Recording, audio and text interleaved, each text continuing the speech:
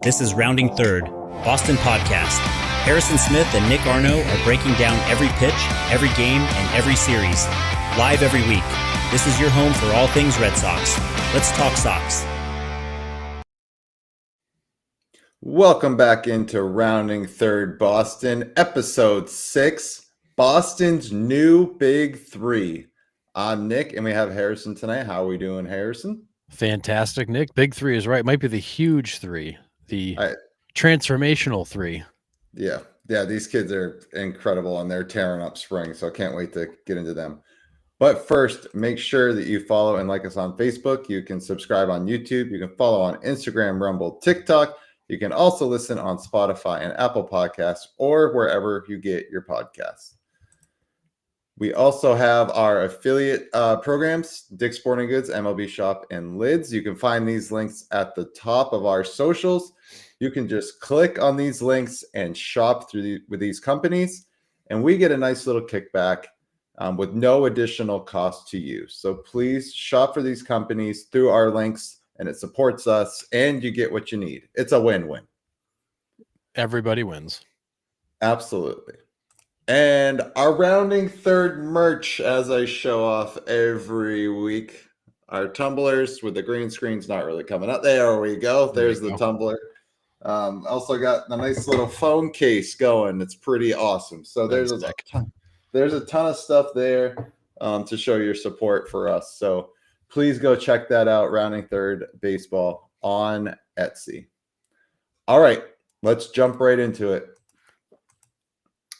Rafael Devers retracts his statement from earlier in the spring training and says, I'll do whatever they want me to do. Is he saving face with us, the fans, or is this a genuine statement? I wish there was like a face palm animation I could play right now, because that's how I feel about this whole thing. Like, this is all we wanted him to say the first time. Like that's all you had to say the first time, and nobody would have freaked out. But instead, we went with no and let this whole thing play out. I think this is a combination of a couple things. I think it's a little bit of him saving face with the fans, realizing the blowback was bigger than he expected. And I think, actually, maybe it's three things. Secondly, I think somebody got to him, probably Cora, and said, hey, look, like, if we do this, you're going to have to be okay with it. And it's likely we're going to do it. But I think there's also part of Devers who's realizing, like, his shoulder's still not right. His shoulder's still not fully healed. And he really can't go play the field every day. I think he's realizing, even if he wanted to play every day at third base, he physically can't right now. And amen that he's finally realizing that. But I do believe the Red Sox basically told him, because he had conversation with Breslow, where apparently he was thinking about going and asking for a trade. And he's had conversations with Cora, and I'm sure Cora just said, look, like, this is what we're doing. You want to be part of this, but you got to be flexible with us. Yeah. I think on top of the physical condition, I think if for him, it's a realization of, I have to get with the program. Yeah. I mean, I've always been that type of player personally. Like, if someone's better than me and comes in and takes my spot, like, hats off to you. It's different if somebody comes in and you're more talented, you're a better player overall.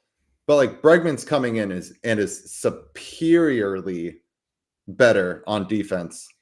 I don't know if superiorly is a word, but I just supremely. Made it up. Let's go supremely. Okay, supremely. Thank you. English is hard, but he's way better than Devers on defense. So like, you have to know that. But your bat is good enough to stay in the lineup.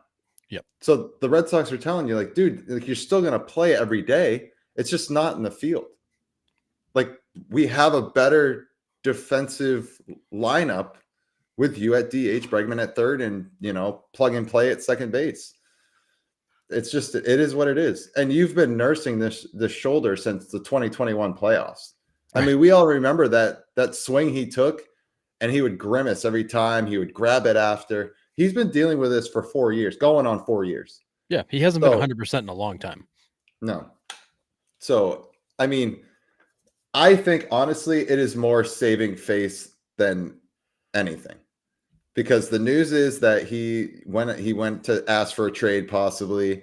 And I think he's just like, oh, wow, it looks a lot worse than I anticipated, just kind of like you said. Yeah, I think that I don't think he. I think he thought the Red Sox fans would have his back more than they did. Mm-mm. I think what he miscalculated was the fact that Red Sox fans care about the Red Sox, and we've cared about the Red Sox. We care about the Red Sox before you were there, and we'll care about them after you're gone. Right. You're just here for a portion of that timeline, and the loyalties to the team, not the player. And I think to him that was a shocker. I think he thought he'd have the backing of the fans. All that pressure would force the front office and Cora to stand down. It blew up in his face.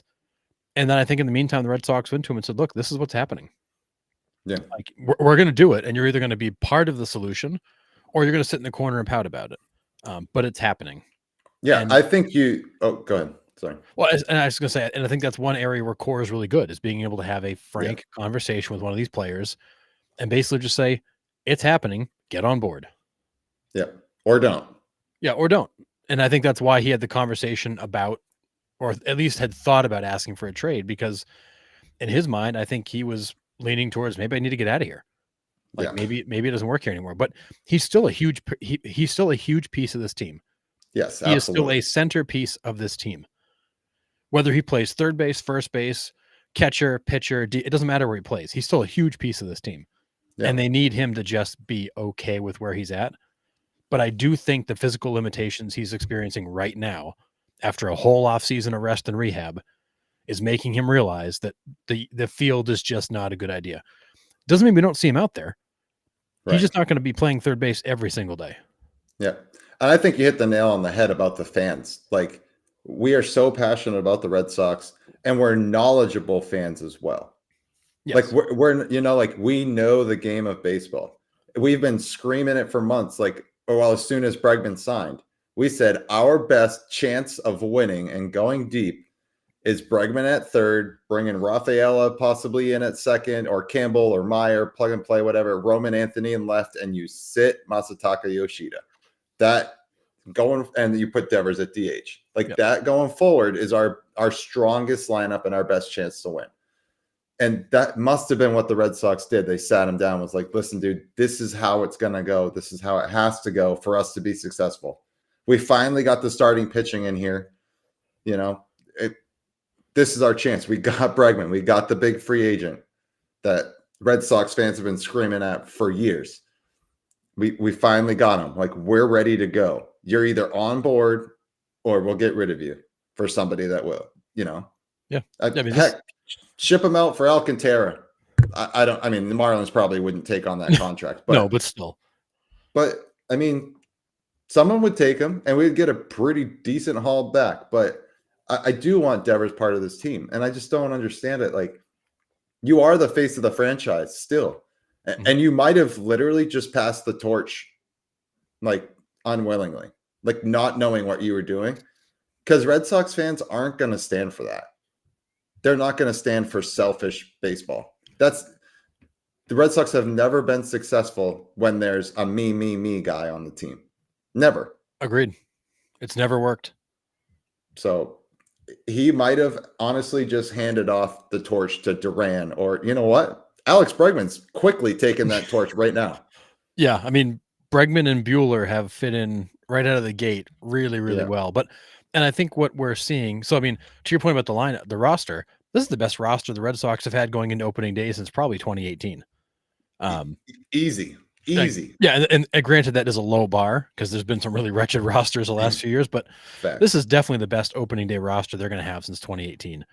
Red Sox fans very much in the mode of don't screw this up, Raffy. Like, don't screw up what we finally have here. We've been dying for this for years. Yep. But in the meantime, you're seeing some outsiders come in, Walker Buehler, Alex Bregman especially, who are bringing a level of professionalism back to this team that they really have lacked. Not that they don't have good guys on the team, but this is a team that's been very much in transition. You don't have the long tenured guys anymore. You don't have those kind of anchored in veterans. It's been a team in transition. It's been a lot of new faces, and it's been a lot of change in a few years. You need those anchor leaders that are going to manage the clubhouse, because as good a job as Cora does, and I'm not a Cora fan, but I think Cora does a great job managing the players, especially in the clubhouse. Yeah. He can't do that by himself. The players have to police themselves. And that's what made those teams in the early 2000s and even up through 18. Like, you had those veterans who would say, cut it out, kid. We don't do that here. Right. And they haven't had that in years. So I do think Yeah. there might be a situation where maybe Raffy's much more immature than we even realize.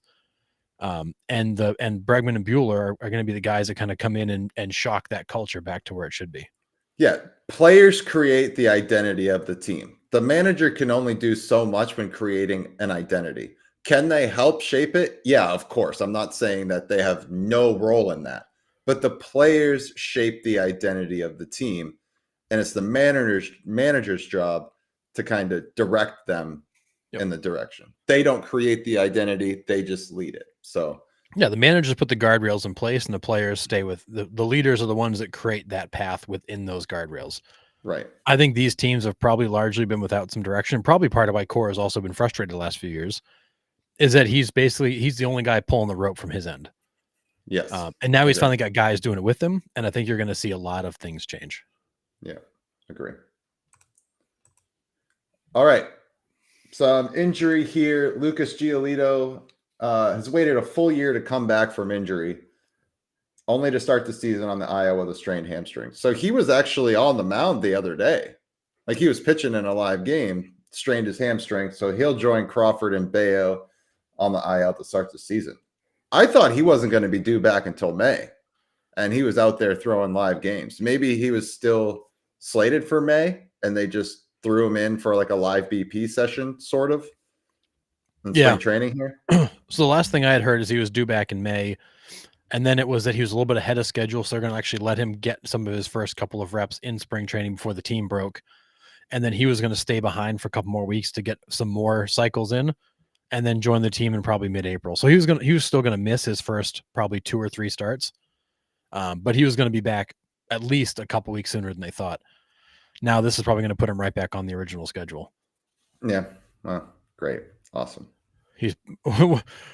Somebody made a comment. I can't remember where I saw it. It might've been you or in the group chat. It was, he's pulling his best Anthony Rendon to try to stay off the field. I don't think Giolito rolls that way. I think after a year off, he wants to get back out there, but it is frustrating. And it's got to be incredibly frustrating for him to go through all of that rehab to literally you're starting to ramp back up and you pull a hammy. Like, of all things, it's a freaking hammy. Right. Yeah, it's the worst. And now you can't do anything. Yeah.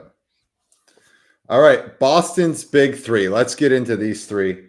They all went deep in the same spring breakout series game on Thursday. And they weren't cheapies either. Anthony still hasn't landed. That thing was a Titanic blast. That was a missile. Yeah. A question to you, would it be beneficial for the Red Sox to keep these three together to start the season because of how they push each other off the field? Or is it very much, one of them make the team, the other two go down? Well, it's funny. So we talked a couple weeks ago. I brought up the article talking about how the way they hit together, and the three of them are always together. Yeah. They're always together in the cage, music blasting, scoreboard up. They've got small bats, skinny bats, long bats, heavy bats. Like, they're playing all these different hitting games. They're queuing up tomorrow's pitcher. They're in there just like jamming out, getting their reps in together, and they gamify it. And the three of them all the way through the system have been together for the most part. There's been some small breaks where one would go up and then the others would join them, but they've been together a long time. Once Anthony and Campbell caught Mayer in AA, they've been together ever since. Yeah. And even before then, like in spring, because we keep in mind, Anthony was drafted in 23. This is his second, or this will be his third season. Yeah. They haven't even been around that long, but they were kind of all immediately paired up when they came into the system. And they've been together ever since. I do think there's some benefit to having the three of them together because they've kind of created their own little support group of sorts. Like, they know each other's swings inside and out. One of the things they've talked about is the fact that when they're taking BP, all three of them are there and they're pointing out, hey, Anthony, you're dropping your hand. Hey, Marcelo, watch your release. Like, they know each other so well that they're almost like coaches to each other at the same time. Yeah.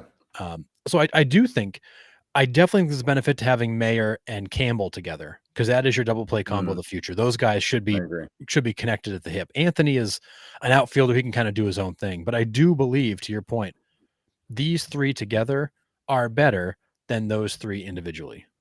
Yes. Yeah. Agree. I mean, I want Anthony to make the club out of spring. Straight up, I think he could and make an immediate impact on this Red Sox team. It would just make this lineup so much deeper. And I think it would be a nice little jolt. Now, you just got to be careful. If he comes up and struggles, then what do you do? Do you send him back down? You know, like the whole Jackson Holiday thing. Like if you bring them up too early and they don't have success, sometimes, you know, hitting's mental. It gets into your head and you get in a slump. It's hard to get out of it. What do? Do you put him on the team to start the year, or do you let him kind of get into a groove in AAA and then move him up? So this is where I'm torn, and I've gone back and forth all spring because I watch these guys play and I'm like, man, they seem so ready. But then the back of my head, I'm like, but what if they're not? Right. Because we've seen the guys who get up and they get their first cup of coffee and it's too much, and that can mess with you. My original thinking was, I don't care what it takes. All three of those guys should be in the major league roster. Like, let's just go to the future now. Like Trevor Story, go to the outfield. I don't even care. Like, let's find homes for these guys. Bullpen catcher, I don't even care. Yeah, it doesn't even matter. Like, you'll be hurt by May anyways. I mean, there's part of me that's like, you know, just clear the path. Let's let these guys play. There's the other part of me that says, well, there's no harm in sending these guys back to Worcester for April and saying, hey, go get your reps, get ready. We're going to sort this lineup out, and then we're going to call you guys back when we're ready. I could also see that being a good idea, just to give these guys a chance to have a great spring, keep that momentum going, and then come up when there's not like a chance they're going to get shoved all around the place. Because we don't want these guys as backups. We don't want them platooning. We want these guys to be up, stay up, play every day. Yeah. There's not a clear path for that right now for all three of them. Yeah. So I fully agree. That's the challenge. Yeah. Yeah, I fully agree. Like you, I'm kind of torn too. I think really, I mean, they're all having a crazy spring, but I think ultimately the best fit for the Red Sox right now is Anthony. Like, yes, you need a second baseman, but and Meyer might be ready. I mean, that he's been hitting very well. He's looked exceptional this spring. I mean, he looks to be major league ready. You have not heard a thing of Vaughn Grissom. You have not heard a thing of exactly.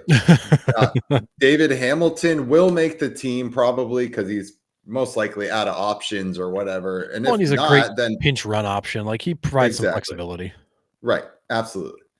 But it wouldn't surprise me if Meyer makes it. But I think you put Anthony in left and you bring in Rafaela and put him at second. That's how I feel that you are the strongest going into the first set of games here. I agree. I think your best roster right now has Meyer and Campbell down in AAA, continuing to play together, getting better together, and it has Anthony as an outfielder for you. And then I think the first sign of trouble with Rafaela or Hamilton or Story, the other guys get a call. Because I think you're in a spot here where you can put a short leash on some of these major leaguers and just be like, look, I got guys ready. Like, you don't play, then you don't stay. Right.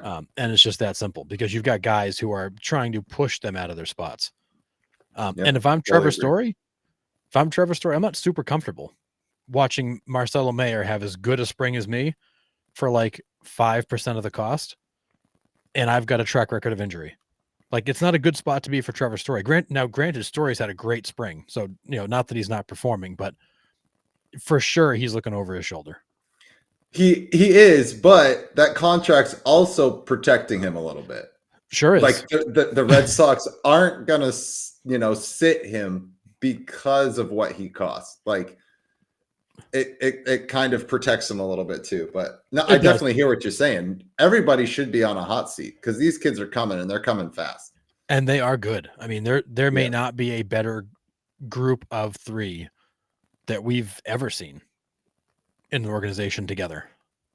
No, it's been quite some time. It's hard to get one. It's really hard to get two. It's damn near impossible to have three. When would you say like the last batch was? Was it like Benintendi, Ellsbury, like that class, or do you think it was even before, like Youkilis, Pedroia, Lester? Oh, I mean, it's probably.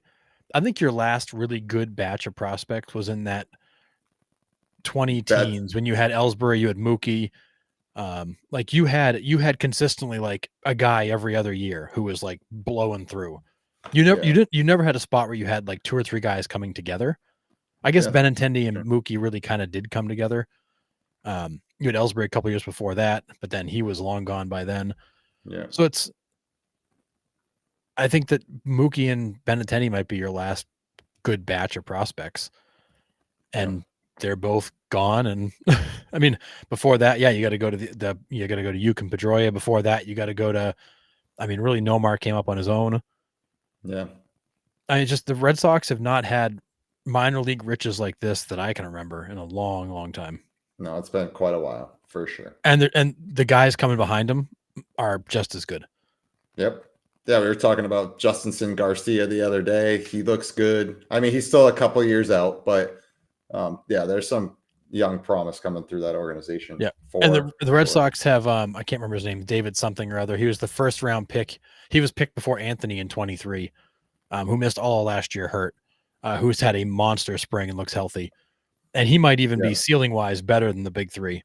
Yeah.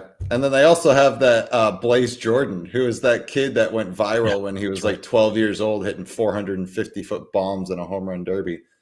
He's in Double-A, I think. Yeah, I've seen him in Portland. He's still got some big Mikey Romero. Sorry, Mikey Romero is the guy I'm thinking of. He hit a 2-run home run in the Futures game at Fenway South the other day, then played in the other spring training, the prospect game. Yeah. He is Marcelo Mayer is like it was saying this kid is unbelievably good. Yeah. And that it's one of those things where it's like we're not a big three. Marcelo Mayer's we're not a big three. We're like a big 40. He said there's so many good guys coming behind us. It's not even funny. Yeah. Like guys behind us that are better than us. Yeah. Which puts an extra pep in their step too, knowing that those guys are behind them and they're like, hey, I could not have a job in 2 years. Oh yeah. I mean, these guys could catch up.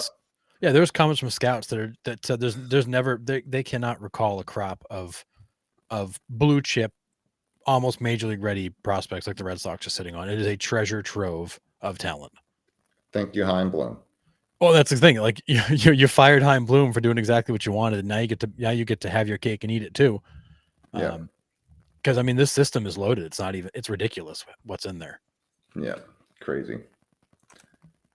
All right. Garrett Crochet named opening day starter for the Red Sox. I love the use of starter. Starter. What are we expecting out of the new guys on the pitching staff? So literally Crochet and Buehler. What are we expecting out of them? Well, we can even go to the back end with Chapman too if we want. But let's start with Crochet and Buehler. What are we expecting out of them? Total domination. I mean, honestly, I'm expecting an ace and a number 2 that elevate this team to a legitimate playoff World Series contender. I think both of those guys, Buehler, I've got more question marks than Crochet, although I've got question marks for both of them. I mean, Crochet is clearly shoulders above most of the American League. His stuff is so elite. The question just is, can he hold up and can he do it again? Yeah. But I think Crochet is your ace.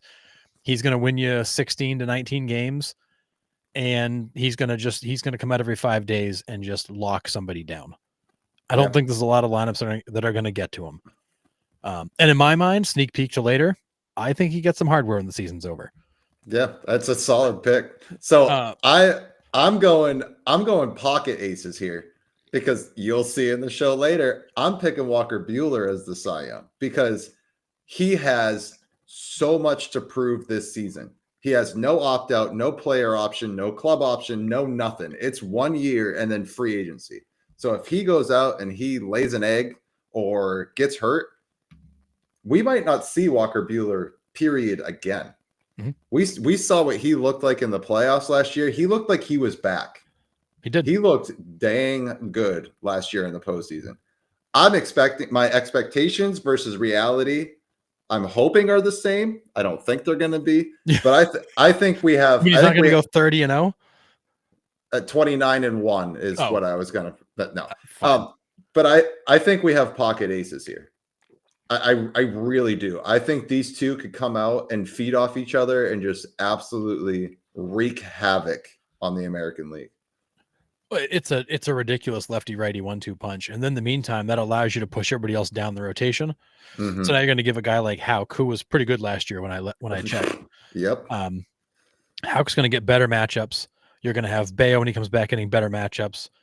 Giolito's going to get better matchups when he comes back. Like, you're going to be able to push these guys down and match them up against pitchers they're likely better than in the same spot in the rotation.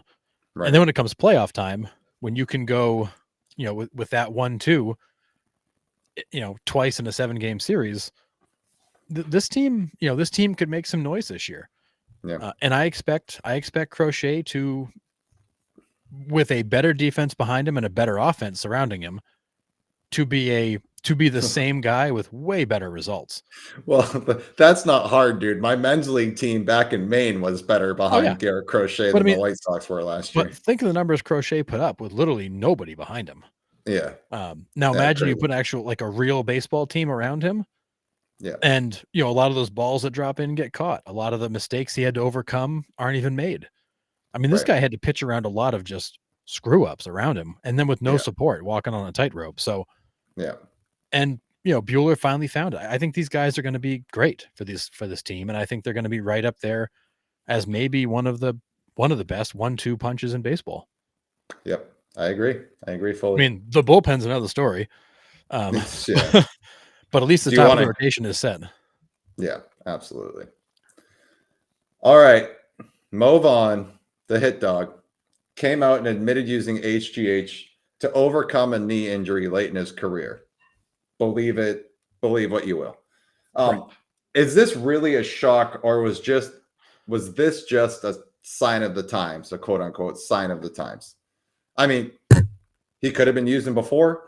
He could have just used it that once. He's just using that as an excuse at this point. It's no secret. We know that almost every single guy during that time period used. So he came out and admitted it. Sure. It doesn't really move the needle for me. And I don't think anything less of Mo Vaughn. Say it ain't so, Mo. But I mean, that's every guy. Every guy could come out between 95 and 03. We'll say, I'm just throwing out a date, and say, I use PEDs. And it's well, yeah, no shit. Yeah, you and everybody else. Right. So what's your feeling on this? I mean, I'm kind of in the boat of, okay, you and everybody else. Right.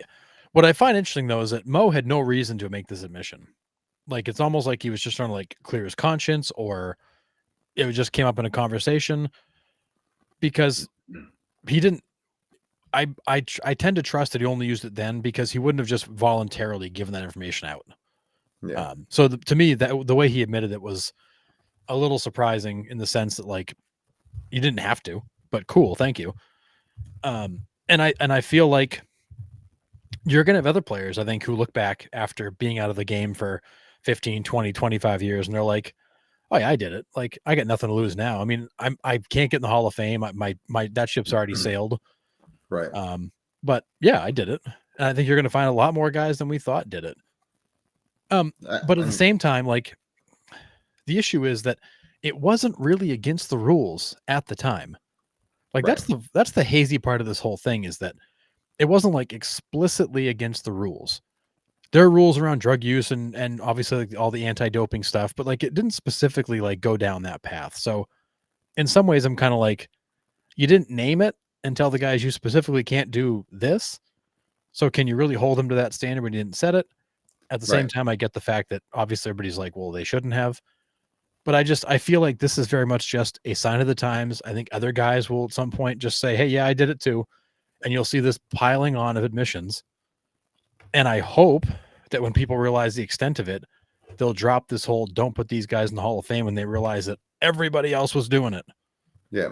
That I was literally just going to bring up that point because it was just an error in baseball. Like you said, was it against the rules? No. Was it frowned upon? Sure. But your commissioner was also like this the whole time. Like, I'm not seeing what you're doing, but I'm seeing what you're doing. Well, like, and I mean, and probably applauding it because baseball Yeah. had no pulse coming out of the 94 strike. Baseball was dead. right. Yeah. He needed these guys like Mo Vaughn, who had a monster 1995 season. Like he needed these guys to be bigger and better than ever, to Yeah. get eyes back on the game and butts back in the seats. And don't tell me for a minute that the summer of 98 didn't forever change baseball. Yeah. I got For the into it better. with a guy. I got into it with a guy today because he's like, oh, steroids ruined the game. And I go, and he's like, the fact that you guys are saying it saved baseball. I go, he's like, you aren't real baseball fans. I'm like, dude, are you kidding? I was like, nobody came out to watch baseball after the strike. It took like 2 years for these high power guys to like show up, and the crowd started coming back in. And then the chase of 98 completely sparked baseball, almost to the same point, if not more, than what the 2023 WBC did. Yep. Right? It was like that bump in attendance that was needed for baseball. So yeah, they saved the game because people, the casual fan, not the diehard fans. I'm not talking about the diehard fans. They'd always come back to baseball. Yeah, I mean, I was going to watch baseball no matter what. Right. But the casual fans, it brought people back. It brought people back to enjoy baseball. And listen, I don't know what baseball looks like if we don't have the steroid era. Think of like the advancements in technology and like approach at the plate. Like, what does baseball even look like now? Sure, that might be a black mark on the game, but that's also shaped the game to what it looks like now. So you can't ignore it. You just can't. It was an error in baseball. Say what you want, argue about it all you want, but it was a 7-8 year stretch where there was pretty damn good players in the league putting up ridiculous numbers, steroids or not, and deserve to be recognized for that era for what it was. Yeah, and every era had its thing. You know, you had Exactly. the greenies. You had the greenies back in the late 70s and the 80s. The guys taking amphetamines to get all hyped up, say it's super high energy. Then you had guys that moved into then they got heavy into weightlifting and training and all that. So they got into more of the creatines and proteins and stuff like that nobody had dealt with before. Then that eventually moved into steroids. And HGH, which HGH doesn't make you heavier, it makes you like bulkier, it makes you heal faster. Right. HGH is what Andy Pettit took to try to rehab his elbow or shoulder. These guys were doing whatever they could to get an edge based on what the league was doing. And as much as you say like Bud Selig was doing this, like all I picture is Bud Selig like with a big smile on his face and a needle in his hand going, line up, boys. Yeah, exactly. Because I mean, baseball came out of the 94 strike limping, and they needed something to bring some life back to it. And it just so happened that everybody started taking steroids right after that, and home runs started happening. And the summer of 98 was probably the most fun I ever had as a baseball fan. Oh my God. Because it was like must see TV every friggin' night. Baseball will never recapture that summer, but without that summer, I don't know where baseball is today. Yeah, John, this is a great point. Oh, yeah, there you go. 20, like the spitball, like every era has something that you could look back and be like, oh, I hate that. Like, just appreciate the game for what it is at that moment. Like, I still don't understand. I mean, we're 20 years removed from steroids at this point, and people are still stuck on it. Like, just enjoy it for what it was. It was an era in baseball. Was it dark? Sure. If you want to say it was a dark time in baseball, that's your opinion. That's fine. But it shaped the game for what it is now, and I'm glad. So yeah, and I'll be honest, 10 years ago, I was one of the people like steroid guys, cheaters, keep them out. They don't belong, strike them from the record books. Because I looked at them like, well, this isn't good. What they did was not good for the game. But then, like, as I really thought about it, like when you do that, like those were some of the best years of baseball watching I ever had. Those players were, that was my childhood, was all those players. right. And now you see the effects of that when you've got a Hall of Fame with no Clemens and no Bonds and no A-Rod and you're like, well, what the hell happened? Well, exactly what I wanted to happen has happened, and now I don't want it to happen because you've robbed the game of its history. And as much as were they cheating? Yeah, they were cheating. But the problem is, are you really cheating? If everybody's doing it too, then it just becomes the norm. Like you normalized the use of steroids, and that's what you got. Yep. And It is I'm what it is. sorry. And I've said it numerous times. As soon as you let the commissioner of that era in the Hall of Fame, it should have just opened the floodgates. That's the Hall of Fame will forever be a joke until those guys get in, but we'll save that for another day. Yeah. It's I applaud Mo Vaughn for coming out and saying it. He didn't have to. Right. He did have a really rough end to his career.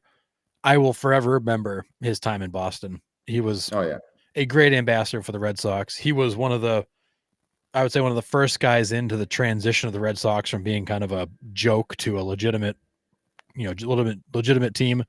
The old days, was it John Harrington who ran the club with the Yawkey Foundation who owned it? They never had any money.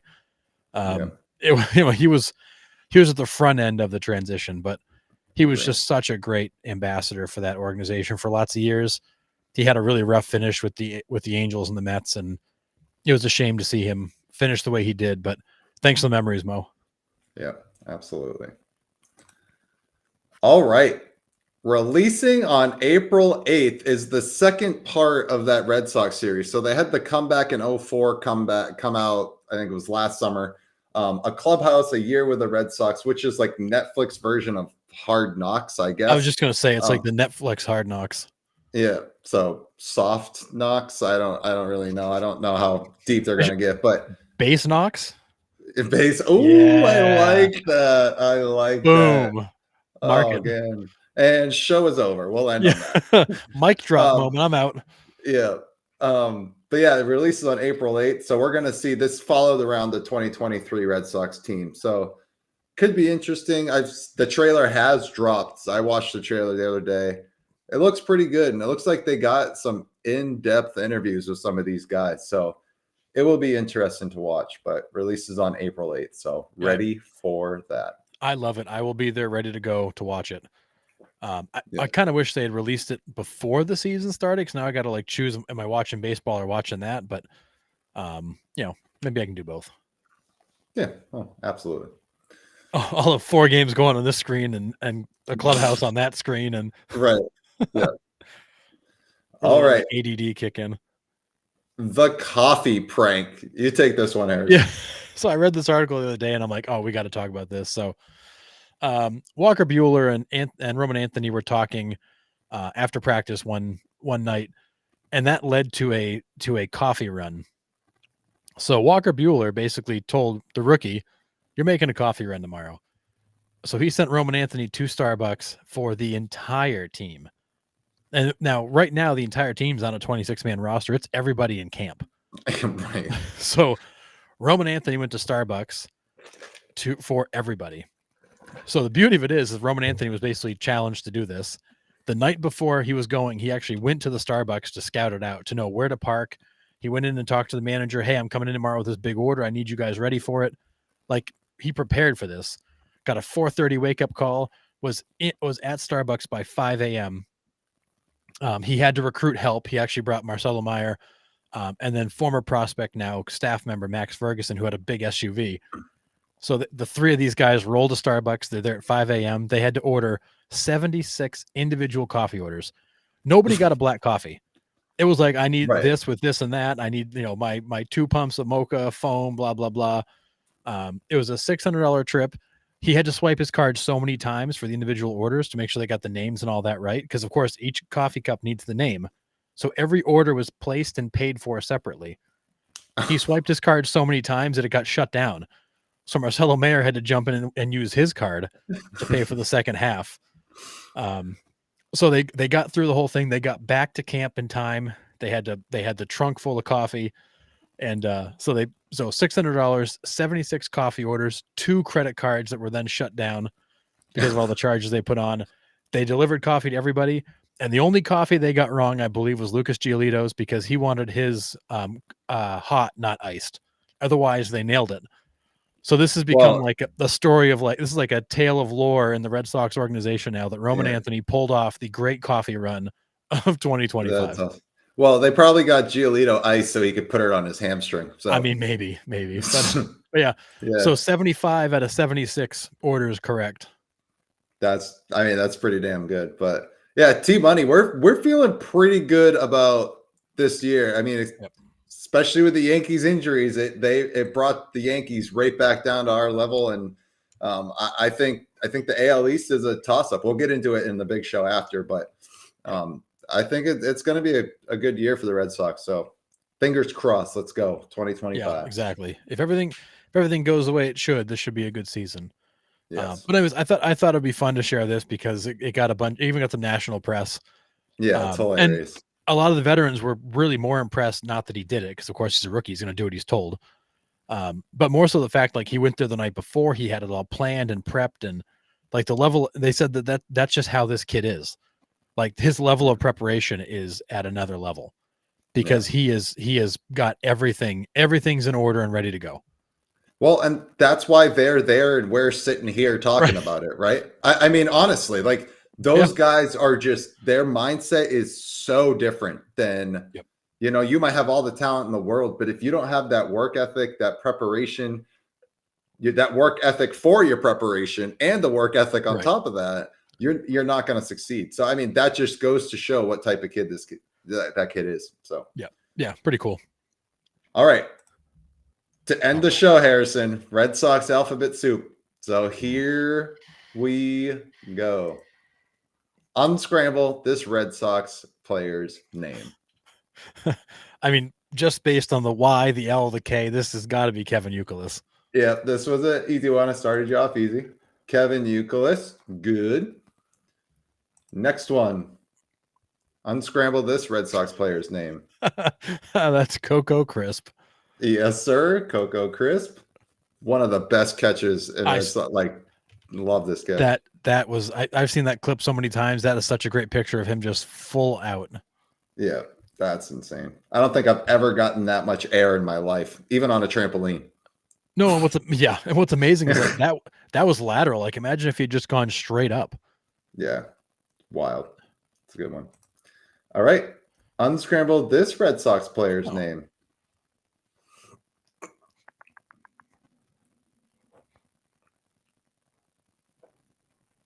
Oh, it's got to be Scott.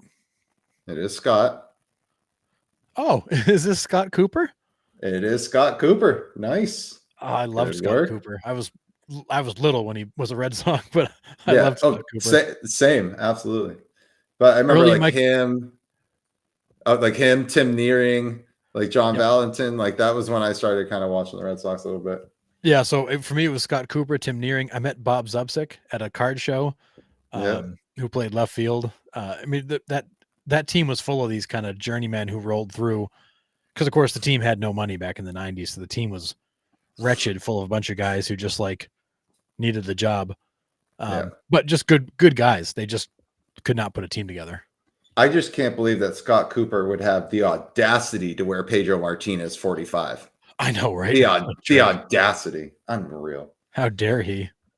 He was there, what, like 5 years before Pedro, if not more. Yeah. So, all right. Unscramble this Red Sox player's name.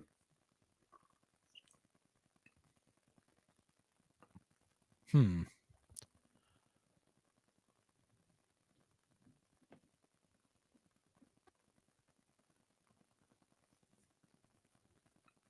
is a Hall of Famer. Oh, he's a Hall of Famer. Yes, sir. Best known for winning MVP for a last place team in the National League. Wow, it's a struggle. I'm not picking it up. It's the first name's got me all tripped up. Yeah, even when I wrote this down, it took me a second to refigure out who it was. Because I wanted to go with Andrew. Oh, it could be Andre. It is. I'm like Andrew, but there's no W. Oh, so Andre Dawson. Andre Dawson, yeah. Nice. I was getting stuck on the first name. I'm like, there's no W. Like, so it's not that. Yep, it was tough. You're like, Nick, did you mess it up? Which is also possible. But all right. Hawk. He wasn't in Boston very long though, was he? No, I don't believe so. That was like Ellis Burks' second tour of duty, and Yeah. All right. Last one. Unscramble this Red Sox player's name. the Jose jumps right out at me, so it's got to be Jose Canseco. Yeah, so they can say good. Nice. I was at a game, and I was sitting in like that Hell's Kitchen area in the left field line. Back when, of course, the monster had netting, and so down the left field line, that section that just before we get under the overhang, they call that Hell's Kitchen because foul balls come in there super fast. Yeah. And Canseco hit a home run to left that I swear to God took like 10 minutes to come down. He was like 0 for 3 with 3 Ks. It was horrendous before that. And then he got like a letter high fastball that he just launched. And I've never seen a ball move in slow motion like that. It was hit so high. Yeah. And then just got into the netting. But it was that ball was probably hit 1,000 feet. But unfortunately, like 750 of it, it was all lost in the vertical arc of it. Right. The guy's absolute beast. It's crazy. I mean, the contact echoed through the ballpark. I mean, I'm sure it was berserk, but the thing just took forever to get out. Yeah. Crazy. Forever. All right. Do you have anything else Red Sox related this week?